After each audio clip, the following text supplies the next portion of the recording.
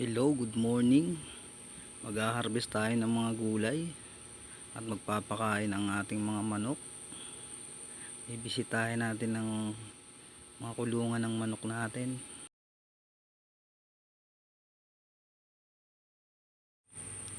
Ito yung unang kulungan kung saan nangingitlog na yung mga manok na nandito na babae. At ayan po yung mga tandang. At ito naman po yung pangalawang kulungan.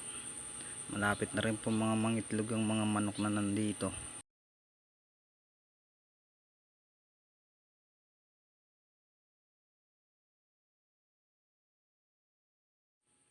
At ito na nga po yung mga nakuha nating gulay ngayon umaga.